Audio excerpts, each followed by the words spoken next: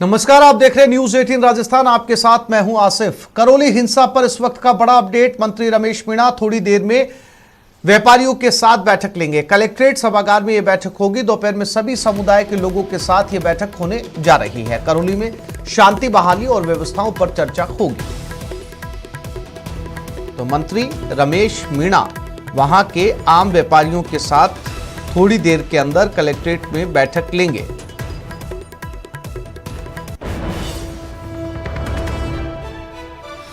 फिलहाल 4 घंटे तक छूट को बढ़ा दिया गया है, यानी कि सुबह मिलने वाली इस 4 घंटे की छूट के दौरान सभी लोग अपनी जरूरत का सामान खरीदने के लिए बाहर निकल सकते हैं।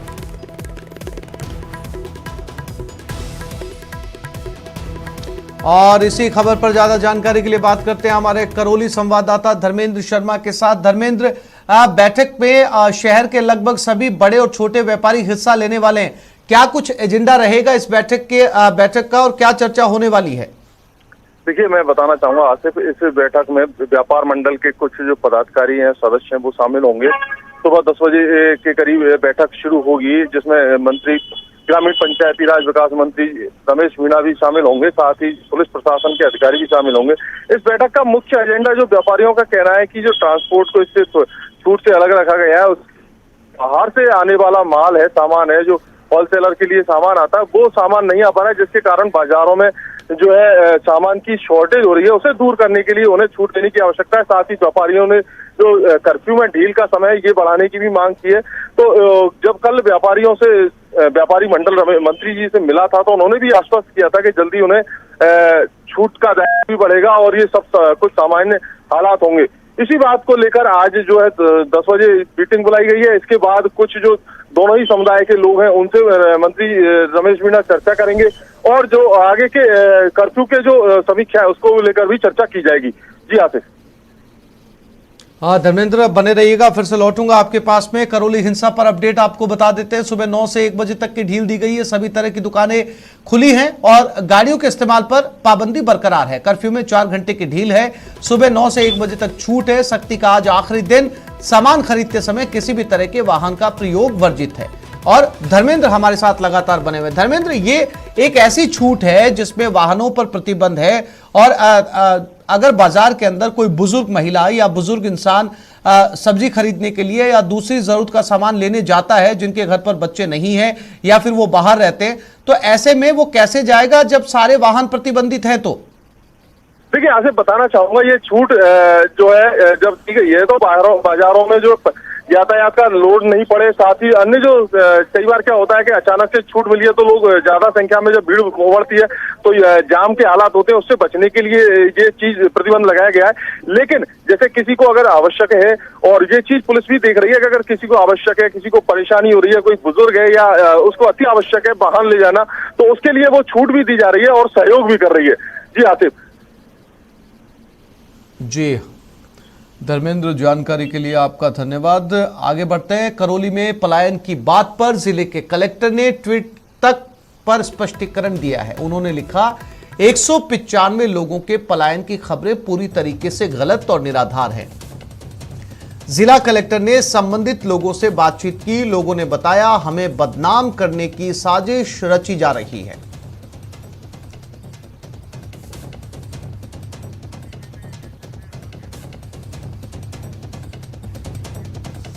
और जैसलमेर में भव्य शोभा यात्रा का आयोजन। 11,000 से ज्यादा लोग हिस्सा ले रहे हैं। शोभा यात्रा में 101 रेगिस्तान के जहाज, सजे धजे ऊंट शामिल हुए। 51 सजे हुए संवरे सिंधी नस्ल के घोड़े, देवी देवताओं की झांकियां। शोभा यात्रा का जगह जगह स्वागत किया जा रहा है।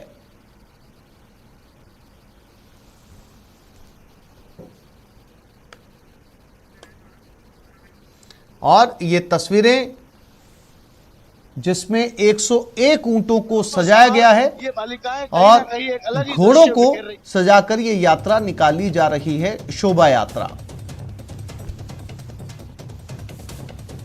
और बताया जा रहा है इस यात्रा में 11,000 से ज्यादा लोग हिस्सा ले रहे हैं। तस्वीरों में आप साफ तौर पर देख सकते हैं शोभा यात्रा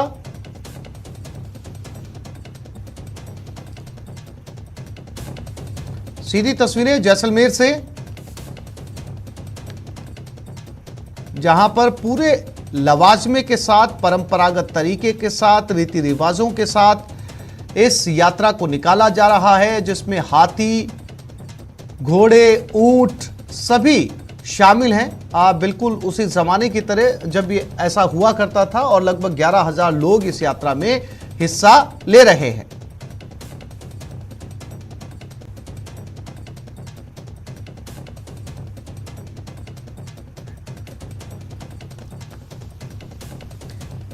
ये तस्वीरें जैसलमेर से, जहां पर ये शोभा यात्रा निकाली जा रही है। आप अंदाजा लगा सकते हैं तस्वीरों को देखकर, खासी तादाद में लोग इकट्ठा हुए हैं। इनमें से ज्यादातर लोग इस शोभा यात्रा का हिस्सा बने, बाकी वो लोग जो इस शोभा यात्रा को निकलते हुए देख रहे हैं। और इस शोभा यात्रा के लिए बीच बीच में ऐसी कुछ पॉइंट्स बनाए गए हैं जहां पर यात्रा का स्वागत किया जा सके। और जैसलमेर से हमारे संवाददाता श्रीकांत व्यास लाइव जुड़ गए। श्रीकांत, तस्वीरें बहुत ही मनोहर और सुंदर नजर आ रही हैं शोभा यात्रा की। जगह जगह ऐसे पॉइंट्स बनाए गए हैं जहां शोभा यात्रा का स्वागत किया जा रहा है। क्या कुछ अपडेट जैसलमेर से इस यात्रा को लेकर, श्रीकांत?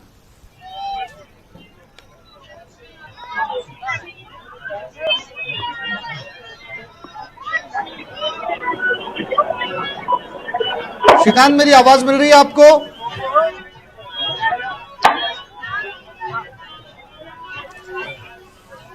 श्रीकांत से फिर कोशिश करेंगे बात करने की। श्रीकांत तक हमारी आवाज नहीं पहुंच पा रही है, एक बार फिर से ट्राई करेंगे। लेकिन इस वक्त ये तस्वीरें जैसलमेर से, जहां पर शोभा यात्रा निकाली जा रही है। हाथी, घोड़े, ऊंट, परंपरागत तौर तरीके, सदियों से ये यात्रा रामनवमी के दिन निकाली जा रही है।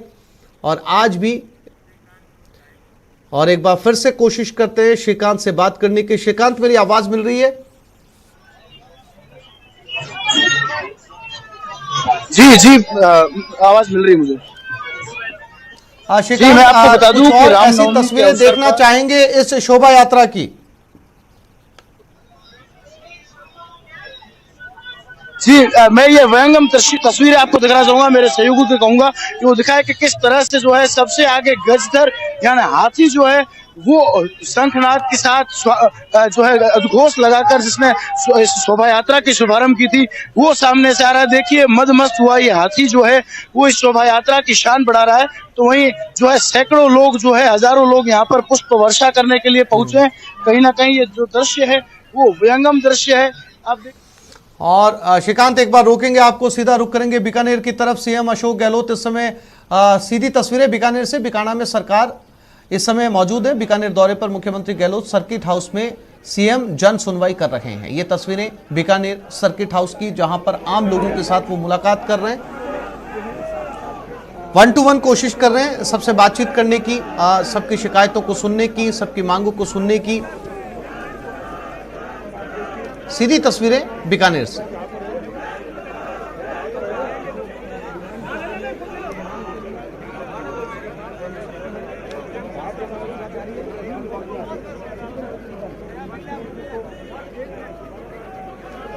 तस्वीरें सर्किट हाउस बीकानेर से। इस समय मुख्यमंत्री अशोक गहलोत आम लोगों से मुलाकात कर रहे हैं और 1-to-1 कोशिश कर रहे हैं सबसे बातचीत हो सके, उनकी दस्तावेज, उनकी लिखित शिकायतों को ले सके, और वो लोगों से उनकी लिखित शिकायतें ले भी रहे हैं। कल से मुख्यमंत्री अशोक गहलोत बीकानेर में मौजूद हैं। आज उनका वापस आने का कार्यक्रम। इस दौरान सर्किट हाउस में लोगों से मुलाकात करते हुए सीएम अशोक गहलोत।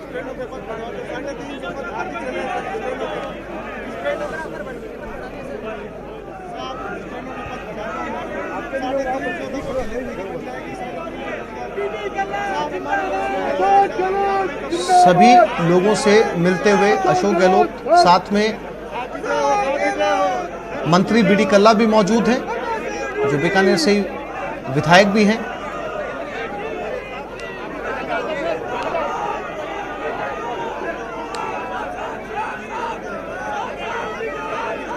सभी लोगों से मिलकर उनकी शिकायतों को लेकर अच्छी खासी तादाद में लोग उनसे मिलने के लिए जुटे हैं।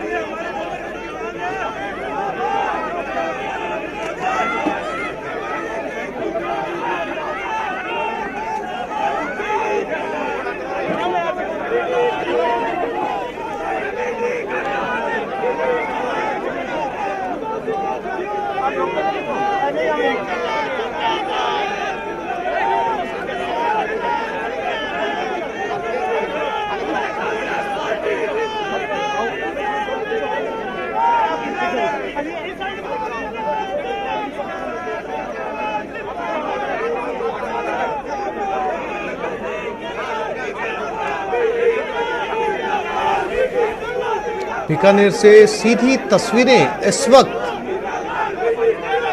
लाइव तस्वीरें। कुछ भेंट लेकर भी पहुंचे, मुख्यमंत्री की तस्वीरें लेकर मुख्यमंत्री को भेंट करते हुए, कुछ मुख्यमंत्री की ड्राइंग लेकर पहुंचे हैं।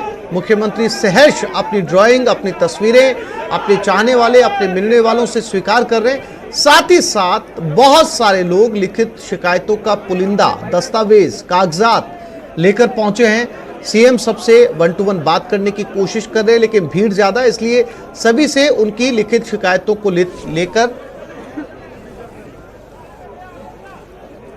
इस समय CM Ashok Gehlot circuit house से बीकानेर दौरे पर। आज दूसरा दिन बीकानेर में सीएम अशोक गहलोत का।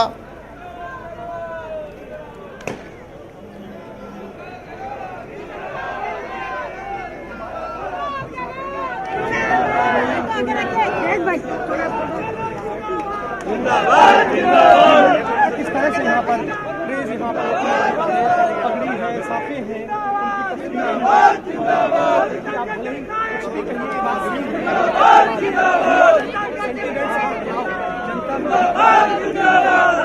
में सारे पर यहाँ भी नजर आ रहा है।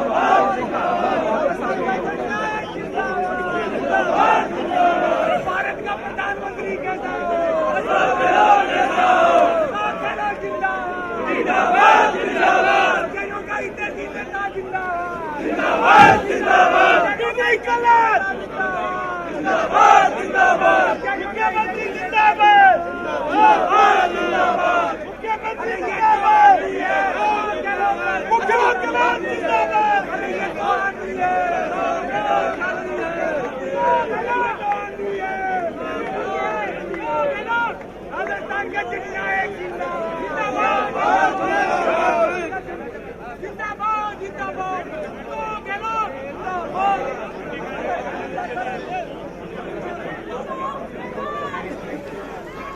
और कुछ यूथ भी पहुंचा है सीएम अशोक गहलोत से मिलने के लिए।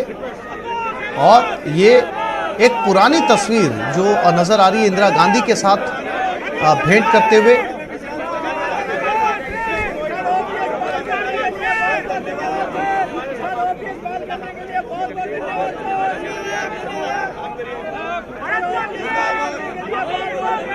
ये तस्वीरें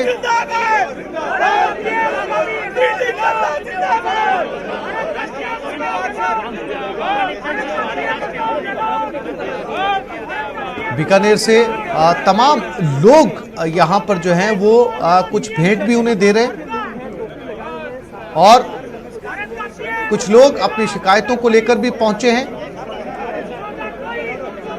अलग अलग समाज के लोग यहाँ पर सीएम गहलोत का स्वागत करते हुए, और लोगों की संख्या को देखकर अंदाजा लगाया जा सकता है कि खासी तादाद में ये लोग यहाँ पर इकट्ठा हुए हैं। ये कार्यक्रम जन सुनवाई का कम नजर आ रहा है और सीएम गहलोत से आज जो मिलने वाले हैं, उनके प्रशंसक हैं या फिर उनका स्वागत करने वाले लोगों की भीड़ यहाँ पर ज्यादा नजर आ रही है।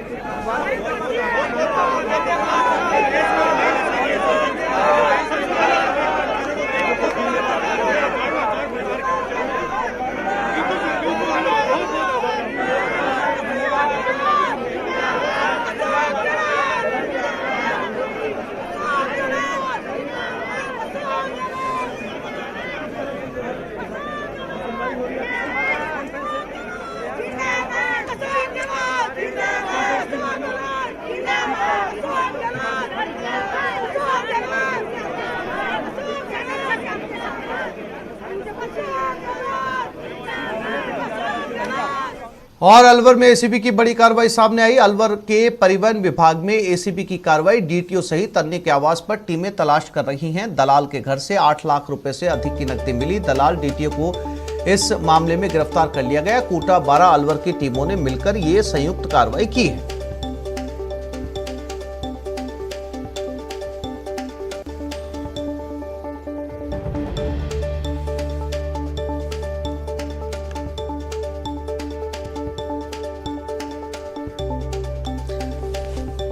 तो अलवर में डीटीओ साहब धरे गए रिश्वत लेते हुए। दलाल के साथ लगभग 8 लाख रुपए से ज्यादा की नकदी मिली है। अंदाजा लगाया जा सकता है कि किस कदर ये लोग रिश्वतखोरी में शामिल थे। एसीबी कोटा 12 अलवर की 3 जिलों की टीमों ने मिलकर डीटीओ और दलाल को धर दबोचा है 8 लाख रुपए की रिश्वत के साथ।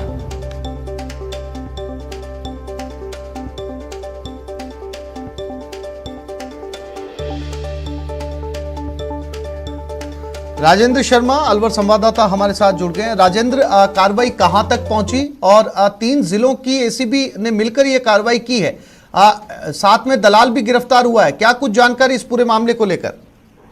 जी, अलवर एसीबी की टीम के एसपी विजय सिंह के द्वारा गुप्त सूचना के आधार पर इसमें साक्ष्य एकत्रित किए गए थे कि अलवर जो शाहजहांपुर परिवहन विभाग का नाका है, जहां पर अवैध वसूली की जाती है, और जो ट्रक चालक और अन्य वाहन चालक जिनके पास सब कुछ साक्ष्य होते हैं और नियमों के अनुसार होते हैं, उनके बावजूद भी उनसे 200 और 1000 रुपए अवैध वसूली की जाती है। इस सूचना के बाद में तकनीकी सहायता ली गई, मुख्यालय से परमिशन लेकर के ये कार्रवाई की गई। और आज एसीबी की टीम के द्वारा जो ट्रक चालक हैं, उन ट्रक चालकों को पैसे दे करके और रवाना किया गया। और जैसे ही उनसे पैसे लेकर के जो एसीबी की जो टीम थी वो उनके पीछे लगातार पीछा कर रही थी, और इंस्पेक्टर रविंद्र सिंह भाटी और इसके साथ जो प्राइवेट लोग जो लगाए होते हैं, कुछ रिटायर फौजी होते हैं और कुछ अन्य लोग होते हैं जो संविदा पे लगाए हुए होते हैं, उन लोगों के द्वारा सड़क पर खड़े होकर के वसूली की जाती है। उनसे वो वसूली की जो ट्रक चालकों से पैसे लिए हैं वो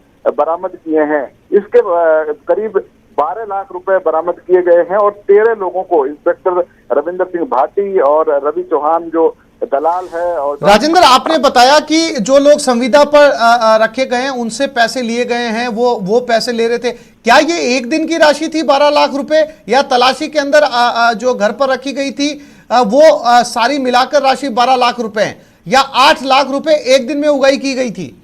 जी, ये जो करीब 12 लाख की राशि है, इससे ये अभी राशि और भी अधिक बढ़ने की संभावना है, क्योंकि जब एसीबी की टीम ने जब कार्रवाई शुरू की तो कुछ जो अन्य टीम के जो लोग हैं परिवहन विभाग के, वो रकम को लेकर के फरार हो गए हैं। ये एक रात की वसूली है।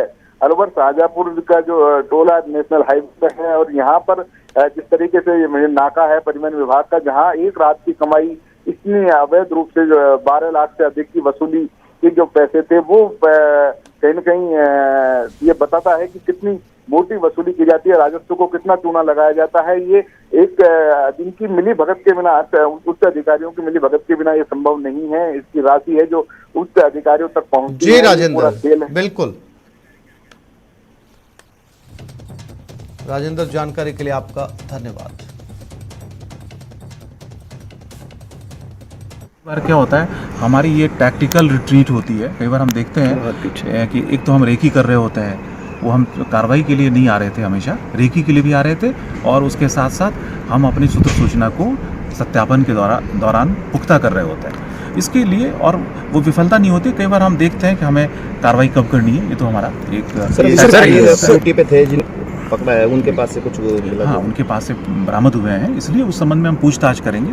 सबके पास जो सर, ये पैसे क्या सभी इंस्पेक्टरों के बीच बंटते थे या ऊपर तक जाते थे? क्या अभी तक कुछ निकल गया है? जो आप बताओ। आप उसके लिए अभी पूछताछ कर रहे हैं, और जो भी इनका जो रिकॉर्ड है, साक्ष्य हैं, उनका एनालिसिस करेंगे, उसके बाद में सरकारी पोस्ट मिली है कि वो जुड़े रहे हैं उनसे, इस तरह ये मेन हाईलाइट। ये सब अभी जैसे हमारा जो तकनीकी साक्ष्य जो हमारे पास चल रहे हैं, उनसे एनालिसिस करके नहीं, जो ट्रांसपोर्टर है और जो आप जिसको दलाल बता रहे हो,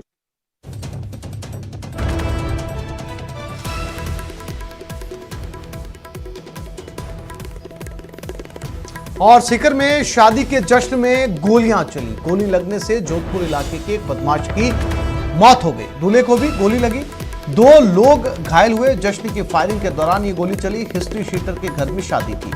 देर रात डीजे पर डांस कर रहे थे दूल्हे और एक व्यक्ति का इलाज जारी है। नेचुआ थाना इलाके के किरडोली गांव की एक घटना बताई जा रही है। तो ये सीकर की एक शादी की घटना है। संदीप हुड्डा सीकर संवाददाता हमारे साथ जुड़ गए हैं। संदीप, जैसे ये खबर सामने आ रही है कि इतनी गोलियां चली कि खुद दूल्हे को गोली लग गई, तो क्या ये शादी का जश्न मनाया जा रहा था या हिस्ट्री शीटर जिसके घर पे शादी थी बदले की कार्रवाई कर रही थी 2 गैंग आपस में? जी बिल्कुल, देखिए ये जो अभी तक की जानकारी सामने है उसमें पुलिस का ये कहना है कि ये संग्राम सिंह नाम का कोई जयपुर का हिस्ट्री शीटर है और इसके घर में शादी का ये कार्यक्रम था और रात करीब 1:30 से 2 बजे के आसपास की देरी की घटना बताई जा रही है, जब ये आपस में नाचते हुए ये लोग हैं वो फायरिंग कर रहे थे। अभी तक जो पुलिस का कहना है उसके मुताबिक ये बताया जा रहा है कि ये डांस कर रहे थे और डांस के दौरान जश्न में ये लोग फायरिंग कर रहे थे और फायरिंग में सबसे पहले ये जो सुरेश सिगड़ है ये जोधपुर इलाके का बड़ा बदमाश बताया जा रहा है, हिस्ट्री शीटर बताया जा रहा है, इसके गोली लगी और अंधाधुंध यहाँ पर ये फायरिंग करने की बात सामने आई है, जिसमें दूल्हे के भी गोली लगी है और एक जो व्यक्ति इनके परिवार का है उसके भी लगी है, लेकिन इसकी एक की मौत हुई है। और पुलिस जो प्राथमिक तौर पर ये मान रही है कि जश्न में फायरिंग हुई, लेकिन जो संभावनाएं हैं उनसे अभी भी पुलिस इनकार नहीं कर रही है कि हो सकता है, क्योंकि देर रात का मामला है, शादी में कोई बहुत ज्यादा लोग नहीं थे, कुछ एक लोग ये जो काफी संख्या में हिस्ट्री शीटर और बदमाश भी यहाँ पर आए हुए, तो ये भी हो सकता है कि कहीं ना कहीं कोई रंजिश की वजह से या देर रात झगड़ा हुआ होगा, लेकिन अभी तक जो पुलिस है वो कोई बहुत ज्यादा कहने की स्थिति में है नहीं। संदीप, कुछ गिरफ्तारियां हुई है इस फायरिंग को लेकर? देखिए अभी तक कुछ भी नहीं हुआ है। पुलिस के जो आला अधिकारी हैं, अभी थोड़ी देर पहले डीवाईएसपी से हमारी बात हुई है तो उनका ये कहना है कि देर रात की ये घटना थी, उसके बाद सुबह तक तो बहुत ज्यादा सूचनाएं पुलिस के पास नहीं आई, क्योंकि परिवार के लोग थे, शादी में फायरिंग हुई, इनको अस्पताल लेकर के सुबह तक ये जो पूरी बात है वो पुलिस तक पहुंची है और उसके बाद में जो पुलिस है वो एक्टिव हुई है। अभी फिलहाल तो ये भी तय नहीं हो पा रहा है कि जश्न में ही गोलियां चली हैं या कोई रंजिश की वजह से चलाई गई है, कितने हथियार थे, क्योंकि आसिफ ये बताया जा रहा है कि जो संग्राम सिंह है ये खुद जयपुर का हिस्ट्री शीटर है, तो ये जो दूल्हा है इसके खिलाफ भी मुकदमे दर्ज है। तो बड़ी संख्या में आपराधिक प्रवृत्ति के लोग ही यहाँ पर आए हुए थे और काफी जो बाकी लोग जो थे शादी में वो जा चुके थे और उसके बाद ये घटना हुई है। जी संदीप, जानकारी के लिए आपका धन्यवाद।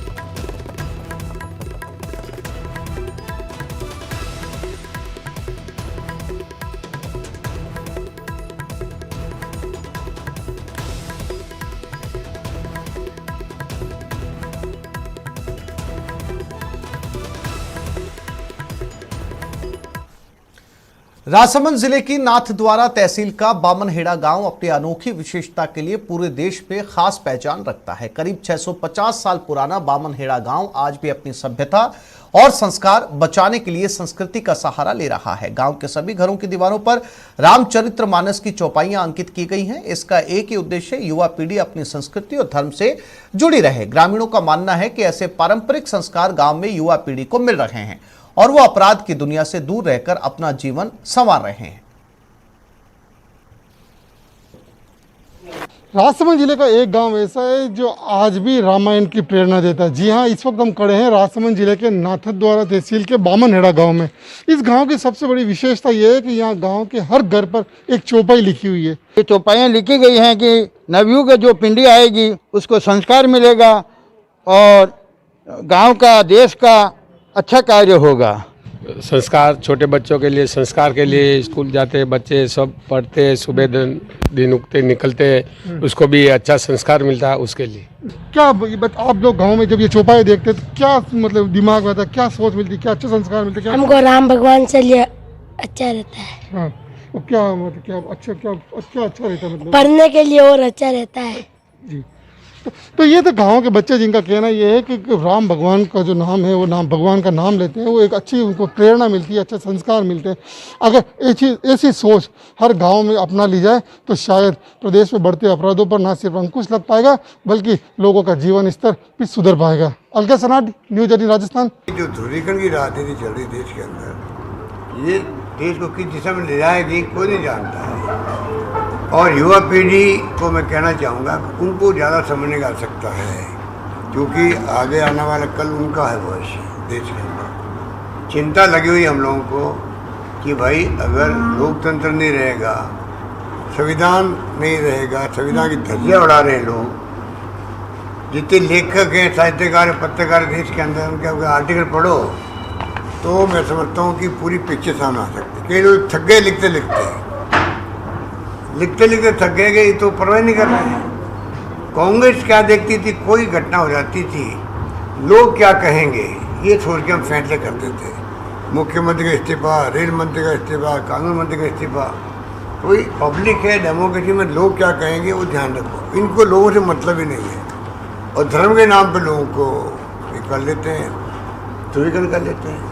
मैं आपको निवेदन करना चाह रहा था कि हमारा एजेंडा जो है, चुनाव 2 साल बाद में यहाँ भी आ रहे हैं, अब करौली में आग लगाने का काम शुरू कर दिया इन्होंने। इनको इंस्ट्रक्शन है दिल्ली से कि राजस्थान में जो बजट पेश हुआ है, जो 4 साल फैसले हुए हैं, पिछला बजट भी अच्छा था हमारा, तो इनको मालूम पड़ गया कि अब हमारे कोई दाल गलने वाले नहीं राजस्थान के अंदर, तो अब आप ध्रुवीकरण करो।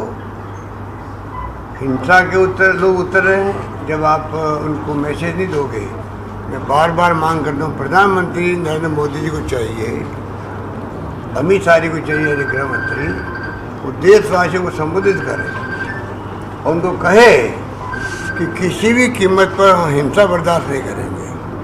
हिंसा करने वाले एंटी सोशल एलिमेंट है, हमारा कोई उनसे संबंध नहीं है। 2 बातें तो कहे वो, उसमें क्या दिक्कत है?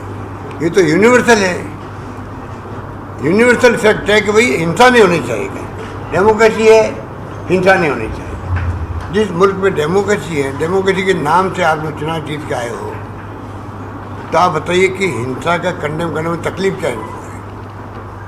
एंटी सोशल एलिमेंट करने में क्या तकलीफ है उनको? तो मैं आज भी मांग करूँगा बीकानेर में बैठ करके कि प्रधानमंत्री मोदी जी को और अमित शाह जी को चाहिए पूरे देश में शांति, सद्भाव, भाईचारा और अहिंसा का माहौल बने। इसमें उनकी भूमिका बहुत बड़ी है, क्योंकि राज वो कर रहे हैं देश के अंदर, हम तो कह ही रहे हैं राज वो कर रहे हैं, उससे वो ध्यान नहीं बंटवा सकते। हम लोग बराबर मांग करते रहेंगे उनसे। हमें चिंता लगी हुई है, इतने धार्मिक उत्सव आ रहे हैं और जिस रूप में माहौल बनता जा रहा है, तो हमें पुलिस को 2 दिन तक हमने तमाम एसपीज को कॉन्फ्रेंस करके सिर्फ इस काम के लिए कहा गया है कि राजस्थान में किसी कीमत पर, चाहे कोई धर्म का हो, कोई जाति का हो, कोई वर्ग का हो, किसी का आदमी हो, आपको खाली कानून का राज स्थापित करवाना है, शांति स्थापित करवानी है और कुछ नहीं करना है। आप कानूनी कार्रवाई करें, दोषियों को पकड़ें, सजा दिलवाएं उनको। पर राजस्थान में मैं चाहूँगा कि राजस्थान प्रदेश में हम लोगों की सरकार है, हमारी जिम्मेदारी बढ़ जाती है। हम चाहेंगे राजस्थान में शांति सद्भावना बनी रहे। चुनाव में कौन जीते कौन हारे वो अलग बात है, वो तो जनता माई बाप है, उनके ऊपर निर्भर करता है। पर हमारा प्रयास रहेगा कि आज हमने जो कदम उठाए हैं शिक्षा के जगत में, आज राजस्थान देखिए आप, तमाम बड़ी बड़ी संस्थाएं आ गई राजस्थान में। IIT आ गए, IIM आ गया, IIIT आ गई, एम्स आ गया, लॉ यूनिवर्सिटी आ गई, आयुर्वेद यूनिवर्सिटी आ गई, जगह जगह कृषि विश्वविद्यालय खुल रहे हैं। आपके यहाँ तो कृषि का भी है, टेक्निकल का भी है और वो आपका एनिमल हस्बेंड्री का भी है, कोई और साधारण विश्वविद्यालय भी वो भी है, 4 विश्वविद्यालय आपके यहाँ भी है। कहने का मतलब ये कि राजस्थान भर में शिक्षण संस्थाएँ हो। हमने कॉलेज खोली 123 पिछले बजट के अंदर, 33 गर्ल्स की थी। आज गर्ल्स जो है स्टूडेंट राजस्थान में बॉय से ज़्यादा हो गई है, मैं कहना चाहूँगा आपको। शायद कई लोगों को मालूम नहीं होगा कि आंकड़े आ रहे हैं उसमें लड़के ज़्यादा हैं लड़कों से भी। ये भी 20 साल हुआ है, पहले बहुत कम परसेंटेज पढ़ती थी लड़की, बदलाव हो गया। अब अंग्रेजी स्कूल हमारे शिक्षा मंत्री थे दोतारा जी, एक पहल करी, शुरुआत करी, आज इतनी पॉपुलर हो रही, लॉटरी खोलने पड़ रही है उनके लिए, बच्चों के लिए कई गुना ज़्यादा डिमांड आ रही है उनकी भर्ती होने की सब जगह से। और कल मैंने एक वीडियो देखा होगा आपने, लड़का लड़की इंग्लिश में बात कर रहे हैं पूरी क्लासरूम के अंदर, वो पूरे सब जगह वायरल हो रहा है। तो आज बदलाव आ रहे राजस्थान के अंदर, वो हमारा एजेंडा है आगे का। हमारा एजेंडा स्वास्थ्य सेवाओं का, राइट टू हेल्थ, हर व्यक्ति को स्वास्थ्य सुविधाएँ मिले, सोशल सिक्योरिटी मिले पूरे देश के अंदर। हम तो मांग करते हैं मोदी जी से भी। ज़माना आ गया 21st सेंचुरी का, पूरे देश के बुजुर्गों को, विधवाओं को, एकल नारी को, निस्तकजनों को, मजदूरों को और गरीब आदमी, कोई जाति कोई धर्म का हो, उन सबको सोशल सिक्योरिटी कॉन्सेप्ट जो अमेरिका में है, इंग्लैंड में है, जर्मनी जापान में है, इटली में है, वो कंसेप्ट यहाँ भी आना चाहिए। एक मजदूर भी काम करता तब बिल्डिंग बनती है, खाली मशीनरी बनती है। जब सही साथ नहीं देता उसका तो मजदूर बेचारा घर बैठ जाता है। घर की परिस्थिति पता नहीं क्या है, वो भूखे मरता है बेचारा। पेंशन हम देते 1500 रुपये, 750 रुपये, क्या होता उससे? और भारत सरकार देती 200 रुपये उसके अंदर, 200 रुपये, जो मैं 20 साल से सुन रहा हूँ। तो क्या उनको खुद को आगे आके नहीं करना चाहिए? तो सोशल सिक्योरिटी वो करे। स्वास्थ्य शिक्षा में हम लोग और आगे बढ़ना चाहते हैं। जो 10 लाख का बीमा हमने किया है, एक्सीडेंट का बीमा साथ में कर दिया है। आईपीडी ओपीडी बड़ा काम है। आपका जो काम चिरंजीवी योजना का है उसी रूप का आईपीडी ओपीडी का है, जिसमें अब आपका सरकारी अस्पताल में कोई पैसा लगेगा ही नहीं, चाहे कोई ऑपरेशन हो या कुछ भी हो। पहले कुछ पैसा खर्च करना पड़ता था ऑपरेशन के वक्त में, वो भी नहीं लगेगा। कहने का मतलब राजस्थान गवर्नमेंट चाहती है कि पानी के अंदर जेजेएम स्कीम 50 रुपये ना पैसा हम दे रहे हैं, और भारत सरकार उसका प्रयास ऐसा करते थे कि भारत सरकार अकेले ही कर रही हो, क्योंकि विज्ञापन का पैसा उनके पास में है। मीडिया आपका जो परिवार है आपका और आपके मालिक लोग हैं, सब दबाव के अंदर इनकम टैक्स ईडी सीबीआई के डर से हैं। वो भले लोग हैं, वो भी मैं जानता हूँ व्यक्तिगत रूप के लोगों को। ये तो डरे हुए, पता नहीं कब इनकम टैक्स घुस रहा है, कब सीबीआई घुस रहा है, कब ईडी आ जाए। उस चक्कर में मोदीमय हो गया ये स्थिति है। तो आप बताइए फिर डेमोक्रेसी में क्या जाएगा, क्या होगा? ये खतरनाक माहौल चल रहा है। पानी हो, बिजली के अंदर हम लोग जिस प्रकार से आत्मनिर्भर बने हैं, मांग बहुत पॉपुलर थी, रात को बिजली नहीं मिल रही किसानों को। 16 जिलों में पहले कर दी, अब बाकी जिलों में करने जा रहे हैं। साल हर कदम हम उठा रहे हैं, एक्स्ट्रा ऑर्डर उठा रहे हैं, उत्पादन बढ़ा रहे हैं, सोलर का भी, अन्य भी। पानी, बिजली, शिक्षा, स्वास्थ्य, चारों, और सड़कें शानदार आप देख रहे हो। अब थोड़ी बहुत गली कुछ में सड़क और भी खराब हो सकती है, मांग बढ़ती जाएगी, टूटती भी है। बाई एंड लार्ज पहले हम बहुत गुजरात के पीछे थे। लोग कहते थे गुजरात से आते हैं, कार में सो रहे हैं तो नींद खुल जाती, समझ लो राजस्थान आ गया। आज वो स्थिति नहीं रही राजस्थान की। शानदार नेशनल हाईवे बनी है, स्टेट हाईवे बनी है, डिस्ट्रिक्ट मेजर रोड बनी है, गाँव की रोड बन रही है। और सोशल सिक्योरिटी हम लोग जितना कर सकते हैं, 90 लाख लोगों को हम लोग दे रहे हैं पेंशन अभी, सब मिला करके। और जो हमने कोरोना काल के अंदर भी, सुप्रीम कोर्ट ने तो बाद में 50,000 की बात कही है। हमने यहाँ पर जो ऑर्फन बच्चे हो गए थे उनको पहले 1 लाख रुपये अविलंब, 2,500 रुपये पेंशन, और 5 लाख भी मिलेंगे 18 साल होते ही उनको मिलेंगे। उनकी विधवाओं के अलग पैकेज दिया हम लोग, परिवार का अलग पालना योजना बच्चों को डाल रहे हैं। तो सोशल सिक्योरिटी काम जो राजस्थान सरकार कर रही है हर क्षेत्र में, वो कोई सरकार नहीं कर सकती देश के अंदर। आज एकमात्र राजस्थान है जहाँ पर पूरी पब्लिक का बीमा हो गया है। आयुष्मान भारत में 1/3 होगा, आधा होगा, क्योंकि वो तो एक क्राइटेरिया है सोशल इकोनॉमिक सर्वे वाले का। हमारा कोई क्राइटेरिया नहीं, अमीर हो या गरीब हो, सबके लिए 10 लाख का बीमा है। और एक बात कहना चाहूँगा, अगर कोई किडनी ट्रांसप्लांट हो रही है, अभी नया फैसला किया मैंने 5 दिन पहले ही, या लिवर ट्रांसप्लांट कर रहे हैं तो 15-20 लाख लगते हैं। 15-20 लाख रुपए सरकार देगी अब उनके लिए, वो भी हमने कर दिया है कि पूरा पैसा, अगर वो एक्स्ट्रा ऑर्डिनरी बीमारी दूसरी है जो हमारी कवर नहीं होती चिरंजीव के अंदर, बोन मैरो ट्रांसप्लांट है, ऑर्गन ट्रांसप्लांट है, उन सब का खर्चा सरकार देगी। तो जो हमें करना था हम कर रहे हैं, और यही हमारा एजेंडा अगले चुनाव के अंदर अध्यक्ष जी ने बना रखा है। अध्यक्ष जी ने पीसीसी की मीटिंग करी, अधिवेशन किया, इन्होंने जो मांग मुझसे करी, हमने अधिकार मांगे मान ली वो पीसीसी की अधिवेशन की, क्योंकि अधिवेशन में कार्यकर्ता आते हैं, वो गांव वाले क्या सोचते हैं, पब्लिक क्या सोचती है, वो माइंड बना के आते हैं, वो फीडबैक हमें मिलता है। हम आगे भी प्रैक्टिस रखेंगे कि आम जनता क्या मांग करती है, उस ढंग से अगला बजट भी आएगा। Sir, social security versus polarisation, social security की बात आप कर रहे हैं, वर्सेज पोलराइजेशन की बात कहते हैं। आप कहते हैं भाजपा पोलराइजेशन करती है, ध्रुवीकरण करती है। तो क्या ये जो चुनाव अगला है, जिस तरह से बात हो रही है और आप कह रहे हैं कि भाजपा चुनावी माहौल बना रही है, तो अगला चुनाव क्या ये माने कि सामाजिक सुरक्षा के मुद्दों को लेकर कांग्रेस बीच में जाएगी और भाजपा पर, जैसा कि आप कह रहे हैं, कि ध्रुवीकरण की कोशिश करेंगी? उनके पास कहने कोई बात है ही नहीं, उनकी कोई उपलब्धियाँ नहीं है। वो तो विपक्ष की भूमिका नहीं निभा पा रहे हैं। कौन सा प्रदर्शन किया हमारे खिलाफ में बताओ? क्या उनकी ड्यूटी नहीं थी कि जगह जगह प्रदर्शन करते हमारे खिलाफ में 5-4 साल तक? आपकी ये कमी है, ये कमी है। वो तो खाली असेंबली में आके बोलते हैं खाली बस। कोई 5-6 उम्मीदवार बन गए उनके मुख्यमंत्री के। अगर एक व्यक्ति कोई हो तो उससे हम बहस भी करें, किससे बहस करें, ढूंढना पड़ता है।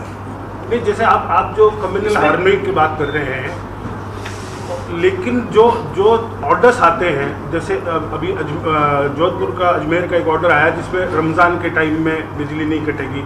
आप तो प्रयास कर रहे हैं कम्युनल हार्मनी की, लेकिन जो दिख रहा है पब्लिक में वो अपीजमेंट टाइप दिखता है। बीजेपी इसी को मुद्दा बना। बात सुनिए, आपको शायद मालूम पड़ गया होगा बाद में कि रमज़ान की नहीं है, जब दीपावली आए, हर त्यौहार के अंदर वैसे आदेश निकलते हैं। जो निकला आदेश वो जुदा बात है कि बीजेपी जैसी आदेश निकला, फॉर एग्जाम्पल करौली के अंदर वहाँ घटना हुई, सारी दुकानें जली थी, जिस धर्म के लोगों की जली थी, मुस्लिम धर्म के लोगों की जली थी। अगर मैं खुला कहूँ तो हिंदुस्तान भर में मीडिया क्या दिखाया, सारी हिंदुओं की दुकान जला दी गई है वहाँ पर। तो जो पार्टी अगर ये धंधा करेगी कि आप सोशल मीडिया, क्योंकि आज उनका वर्चस्व है, धन बल इतना बड़ा उनके पास में, डेमोक्रेसी को बर्बाद कर रहे हैं वो लोग। एक तरफ चंदा ले रहे हैं, तो पूछने वाला नहीं कि PM relief fund, CM relief fund होते हैं, उस पर ऑडिट होती है उसकी। आपने पीएम केयर फंड बना दिया, 4 ट्रस्टी बना दिए। कोई 500 करोड़ चंदा दे रहा है, कोई 1000 करोड़ चंदा दे रहा है उसके अंदर। कोई सीएजी नहीं, कोई आरटीआई नहीं। वही लोगों ने ये बातें फैलाई है कि रमज़ान के ऊपर आपने अपीजमेंट क्या करना। हर धर्म के जो फंक्शन होता है उस वक्त में ऐसे आदेश रूटीन नहीं कहा कि भाई ध्यान रखो, क्योंकि धर्म में लोग। आप खुद मौका देते हो, आप खुद हथियार दे देते हो उनको कि भाई वो इस तरीके का काम करें। क्या उनको मौका तो इसी तरह के आदेशों से या इसी तरीके की प्रैक्टिस से मिलता है। हाँ, नहीं देखिए क्या होता है कि हम मौका नहीं देते हैं, मौका वो बनाते हैं, बनाते वो। अब जैसे 144 है, यूपी में लगी थी, हमारे यहाँ लगी, हमारे लगी तो इशू बन गया, वहाँ कोई इशू नहीं बना।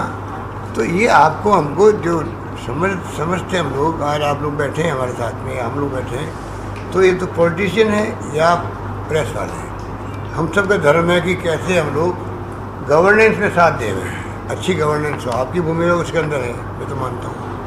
तो जब वो भूमिका है तो हमें इन लोगों को एक्सपोर्ट करना पड़ेगा आपको। आज ये जो नशा चढ़ गया इस प्रकार से भाई कि कोई झूठ बात फैला दो बस, और वो फैल जाती है सोशल मीडिया के माध्यम से। सर एक मिनट सर, महंगाई को लेकर कांग्रेस गवर्नमेंट है, जो कांग्रेस कार्यकर्ता प्रदर्शन कर रहे हैं, तो आगे की सरकार की क्या प्लानिंग है महंगाई कंट्रोल क्या करें? महंगाई कंट्रोल को लेकर के क्या प्लानिंग है? महंगाई के खिलाफ जो आंदोलन कर रहे हैं उसको कैसे आगे चलाएंगे? मतलब देखिए, इन्होंने पूरा देश को ये लूट रहे हैं, लोग लूट रहे हैं। आप बताइए, पेट्रोल डीजल के अंदर यूपीए गवर्नमेंट थी तो 120 तक पहुंच गया था प्रति बैरल डॉलर, $120 पहुँच गया। तब भी 70 के आसपास रखा भारत सरकार ने, क्योंकि सब्सिडी दी, तेल कंपनियों को सब्सिडी देके वो भाव कम रखे। भाव तो बढ़ गए हैं तो तेल कंपनी भाव बढ़ाती, अभी बढ़ा रही वैसे। तो यूपीए गवर्नमेंट ने सब्सिडी दे करके 70 तक रखा उसको, अब 115 तक पहुंच गया है, भाव बढ़ रहे हैं। तो भारत सरकार वो सब्सिडी देने की बढ़ रहा है, वो भाव बढ़ाना अलाउ कर रही है, जनता लूट रही है, जनता के जेब पैसे जा रहा है। तो आप इससे बात समझ रही है कि उनकी अप्रोच क्या, हमारी अप्रोच क्या थी, ये बात है। महंगाई बढ़ेगी, जब पेट्रोल डीजल दाम बढ़ेंगे, ट्रांसपोर्टेशन बढ़ेगा, महंगाई बढ़ेगी। महंगाई की मार इतनी बड़ी पड़ रही है। और मुद्दा क्या देश के अंदर? महंगाई और बेरोजगारी, हाहाकार मचा हुआ परिवारों के अंदर कि नौकरियाँ चली गई, कि मीडिया वालों को निकाल दिया गया, आपके मालिकों ने तनख्वाह आधी कर दी गई। अभी जिसकी 70,000 तनख्वाह मिल रही है पत्रकार को, और 30,000 मिल जाए उसको, और बेचारा मजबूरी में जा नहीं सकता, वो भी हमारी तरह ही करते हैं, पॉलिटिशियन की तरह। गवर्नमेंट कहता है इसकी ट्रांसफर बेंगलोर कर दो, इसके चेन्नई कर दो, वो बेचारा चुप हो जाएगा। किसी ने तो टाइम पास करो जैसे भी है, तो ये स्थिति करती है वो भी, 30 की 15 उसी रूप में वो चल रहे हैं। आप बताइए कि किस दिशा में जा रहे हैं वो लोग, और किसी को निकाल भी दिया है, बड़े बड़े पत्थरों को निकाल दिया है। तो जो हालात हैं आपके सामने हैं, पब्लिक को समझाने की जिम्मेदारी आपकी है। पर मैं जानता हूँ आप यहाँ बैठे हुए हो, कितनी अच्छी बातें लिखोगे, जरूर नहीं वो कहीं छपेगी, वो मैं जानता हूँ, मैं जानता हूँ। केंद्र के मंत्री और सीएम क्या हम राजस्थान इस बार हार जाएंगे? क्योंकि जिस तरह से आप बता रहे हो कि सोशल मीडिया पे वो लोग हावी हैं और यूपी भी उन्होंने जीता है, तो हम सोशल मीडिया पे कोई कार्रवाई नहीं करेंगे क्या? मतलब आप पैसा वो लोग वहाँ झोंक रहे हैं, लड़ाई का जो अगर कोई भी साधन जो लड़ते हैं, सामने वाले दुश्मन पास कौन सा हथियार है उसके हिसाब से लड़ते, तो अपन उस पर कार्रवाई नहीं करके आप केवल ये शिकायत करते रहेंगे, तो इस तरह से तो हम राजस्थान ऐसा नहीं, आप ठीक कह रहे हो। वो कार्रवाई शुरू हुई है, हमने स्टेशन दिए हैं। जो भड़काने वाले काम कर रहे हैं धर्म के नाम पर, जाति के नाम पर, कानून व्यवस्था बिगाड़ने का काम कर रहे हैं, उनके खिलाफ में ये आप एक्शन की बात करें। ये जो जवाब जैसे नेहरू जी को लेकर के, वो राहुल गांधी को लेकर जितना उन्होंने भ्रम फैलाया, क्या उन लोगों की ऐसी स्टोरियां नहीं है क्या? क्या अपना सोशल मीडिया या आपका जो कांग्रेस का सोशल मीडिया है वो ऐसा काम नहीं कर सकता क्या? वो लोग पेमेंट पे काम करते हैं, क्या अपन पेमेंट नहीं कर सकते? देखो नहीं, आप पार्टी की बात कर रहे हो, देखिए बात तो सुनिए, खानदान का असर पड़ता है।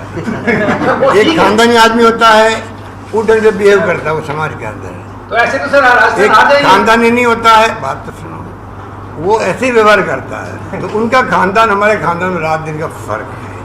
हमारे खानदान है त्याग का, बलिदान का, कुर्बानी का इतिहास बना के दिया। जेलों बंद रहे हमारे नेता लोग, पंडित नेहरू 10-12 साल से जेलों बंद रहे। आपसे नहीं बात पूरी रही है। और आज़ादी के बाद में भी इंदिरा गांधी शहीद हो गई, राजीव गांधी शहीद हो गए, सरदार बहनसिंह जी ने नेस्तनाबूद कर दिया आतंकवाद को, वो शहीद हो गए, पर खालिस्तान नहीं बनने दिया। ये हमारा इतिहास है। ये क्या कर रहे हैं, परवाह नहीं कर रहे पब्लिक की। तो धर्म की बात एक ऐसी कमजोरी होती है व्यक्ति की, धर्म और जाति, उसमें वो आ जाते हैं। फिर जिस प्रकार मैंने आपको एक्सप्लेन किया कि जो ये धनबल की राजनीति कर रहे हैं और जिस प्रकार इनका फाशिस्टी तरीका है, ये बहुत खतरनाक है। ये आपको हमको समझना पड़ेगा। आने वाली पीढ़ी को तकलीफ होगी, इसलिए हमारा तो ड्यूटी बनती है वर्तमान पीढ़ी की, हम सच्चाई कहें, कड़वी बात कहें। आज उनको समझ नहीं आए तो कल आएगी, पर देश बच जाए, हमारा ये मानना है। आखिर में मैं कहना चाहूँगा, लड़ाई हमारी कोई दुश्मनी उनसे भी नहीं है। हमारी लड़ाई है विचारधारा की लड़ाई है। हम चाहते सरकारें तो आएगी और जाएगी देखो, परंतु विचारधारा जो है कांग्रेस की, वो संविधान के अनुरूप है, लोकतंत्र के अनुरूप है। वो मजबूत होनी चाहिए देश के अंदर। वो फासिस्टी और जो इनकी हिंसात्मक जो इनकी सोच है, वो कभी कामयाब नहीं होनी चाहिए धर्म के नाम पर, मेरा मानना है। एक बाड़मेर रिफाइनरी को लेकर आप बहुत सीरियस हैं, बहुत एफर्ट कर रहे हैं। ऐसी एक संभावना है बीकानेर में, अगर यहाँ पर पोटाश की माइनिंग शुरू हो जाए, उसमें सेंटर और स्टेट के बीच में एक शेड्यूल का फर्क है, कॉन्फ्लिक्ट है। वो अगर जल्दी दूर हो जाए तो राजस्थान में बहुत बड़ा मतलब वर्ल्ड मुझे मालूम है हनुमानगढ़ में, बीकानेर में पोटाश जो है वो हिंदुस्तान में सिर्फ यहीं पर है और कहीं नहीं है। ठीक है, अभी पोटाश इंपोर्ट करना पड़ता है। अगर ये निकल जाए तो हम एक्सपोर्ट करने की स्थिति में आ सकते हैं, परंतु ये बहुत ही एम्बिशियस प्रोजेक्ट है, बहुत बड़ा काम है। आपने जो बताया है उसको मैं दिखवा लूँगा कि वो कैसे ज़्यादा सक्सेस। शेड्यूल का फर्क है सर, मैं पता कर लेता हूँ। और एक बात जो रिफाइनरी छेड़ी दी आपने, तो मैं इनकी अप्रोच बताना चाहूँगा कि देखिए, जब जब सरकार हमारी बनती है, हम कोई उनके काम चलते हुए बंद नहीं करते हैं। जैसे ERCP है, ईस्टर्न कैनाल प्रोजेक्ट, उनका बनाया हुआ वसुंधरा जी का है। प्रधानमंत्री जी बोल रहे हैं, मेरी लोकप्रिय मुख्यमंत्री BJP के MLA ने मुझे कहा है ERCP के बारे में, मैं सकारात्मक सोच रखूँगा इसके बारे में, एग्जाम में पूरी करवा रहा हूँ। पूरी मैंने मेरे सोशल मीडिया में डाला है, आपने छापा भी होगा। तो जो प्रधानमंत्री 2 बार बोल चुका है, राष्ट्रीय परियोजना कोई बहुत बड़ी बात है। 16 योजनाएँ चल रही देश के अंदर, 17वीं चल जाएगी। राजस्थान के रेगिस्तान के इलाके हैं, पानी नीचे है नहीं, खारा पानी है। आप बताइए, 13 जिले इम्पोर्टेंट हैं ईस्टर्न राजस्थान के। इधर इंदिरा गांधी कैनाल आ गई हमारे लिए, तो उधर तो वही योजना है। सिर्फ 40,000 करोड़ का मामला था, उसको आप एक्सेप्ट नहीं कर रहे। और हमारे केंद्रीय मंत्री जो जोधपुर के हैं, इनको पूछो तुम कहाँ के केंद्रीय मंत्री हो? केंद्रीय मंत्री, जल संसाधन मंत्री। उसके बाद में ये दुर्गति है राजस्थान की। इंदिरा गांधी कैनाल की लिफ्ट योजना जो है जोधपुर जा रही है, पाली बाड़मेर जा रही है, वहाँ भी 1500 करोड़ रुपये स्टेट गवर्नमेंट खर्च कर रही है। उनको खुद का क्षेत्र हुआ है, उनको आगे आगे मदद करनी चाहिए थी। कोई जमाना 90-10 था रेशियो, 90% देती थी बाढ़ से का, अब आधा कर दिया है। बताइए आप। तो आप बताओ, जो ईस्टर्न कैनाल वाला प्रोजेक्ट है, और आप बड़ी बहादुरी हाँक रहे थे कि मैं इस्तीफा दे दूंगा, राजनीति इस्तीफा दे दूंगा। वो तो हमने तो नहीं कहा था, उन्होंने खुद नहीं कहा था। और जब पूरा दोनों वीडियो सामने आ गया है तो फैसला उनको करना, हमें तो करना नहीं है। तो ये स्थिति जो बनती है एक मंत्री की, अगर मान लो प्रधानमंत्री नहीं भी कहते तो क्या प्रदेशवासी एक्सपेक्ट नहीं करते केंद्र से? 25 MP हमने दिया आपको जिता करके, हमारा केंद्रीय मंत्री बन गया जल संसाधन मंत्री, तो कम से कम एक परियोजना को तो राष्ट्रीय परियोजना घोषित करवाए। इतनी भी उसकी औकात नहीं है, तो काय का मंत्री वहाँ पे फिर है? जो प्राइम मिनिस्टर को कन्विंस नहीं कर सके, प्राइम मिनिस्टर का बोला हुआ शब्द है, अलग कर दो उसको, तब भी उसकी इतनी हैसियत होनी चाहिए कि भाई मेरा एक खुद का रास्ता का मामला, प्रधानमंत्री जी इसको तो हमें करना पड़ेगा। ये तो बात है।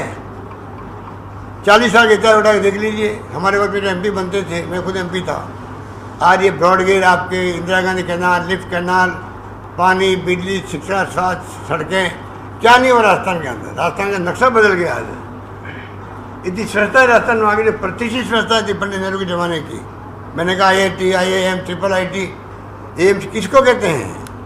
और इनको पूरे तुमने किया क्या है 5 साल के अंदर? बताओ। एक पानी का मंत्री, पानी की योजना के लिए पैसा हमें खर्च करना पड़े। और ERCP तो 13 जिले की योजना इनकी बनाई हुई, इनकी पार्टी की, इनकी सरकार की बनाई हुई है। प्राइम मिनिस्टर कह रहा मेरी लोकप्रिय मुख्यमंत्री, तो लोकप्रिय मुख्यमंत्री टाइम तो दो मिलने का उसको, वो नहीं दे रहे हो। 6 मुख्यमंत्री बना दिए वहाँ पर। सर वो केंद्रीय मंत्री से जुड़ा हुआ एक सवाल है। बोलो लक्ष्मण जी आप प्लीज।